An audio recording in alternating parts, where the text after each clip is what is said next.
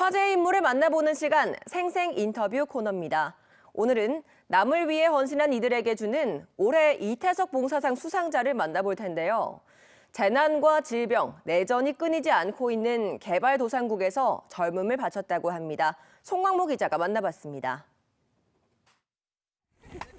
기둥에 묶은 음료수병 하나에도 웃음을 감추지 않는 남수단 청년들. 그 틈으로 한 동양인 남성이 눈에 띕니다.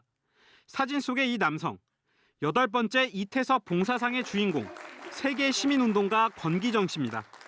내전이나 질병, 자연재해로 고통받는 제3세계 나라를 돕기 위해 온몸을 바쳤습니다. 그의 첫 구호 활동은 26살, 9.11 테러 직후 아프가니스탄에서였습니다. 아이가 도와주세요 그러는데 저희 여건이나 상황이 이 아이를 도와줄 수 없는 상황인 거예요. 그래서 그 아이가 했던 말이 저는 여전히 기억에 남는데 당신들이 우리를 도와주려고 어려운 사람들을 도와주려고 왔는데. 이후 르완다, 이집트, 아이티, 그리고 남수단에서 긴급구호와 개발활동에 헌신한 권 씨. 20, 30대를 자신이 아닌 남을 위해 사는 건 그리 쉬운 일은 아니었습니다. 남수단에서 이제 활동하고 있을 때 활동 중에 이제 내전이 일어나서 그 내전 가운데 그 상황 속에 한번 있었던 게 이제 가장 위험했던 시절이 아닌가, 순간이 아닌가. 국내에서도 국제 NGO를 통해 기부금을 내는 등 도움의 손길이 많지만 아쉬운 점도 있습니다. 긴급 구호나 그런 재난들. 근데 그 이유는 어떻게 됐을까에 대해서 사람들은 별로 관심을 갖지 않아요. 장기적으로 이들의 삶이 어떻게 변하게 될까 이런 것들에 대해서 조금 고민을 많이 해야 되는 거죠.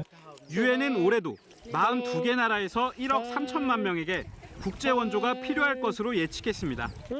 권 씨 역시 지난 15년 동안 활동한 결과 구호 활동만큼 중요한 게 있다고 강조합니다.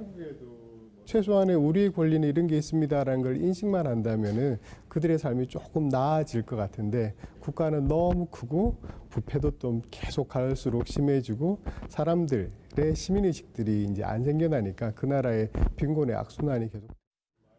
3년 전 국내로 들어와 NGO 단체를 만들고 강의를 하며 후학 양성에 힘쓰고 있는 권 씨.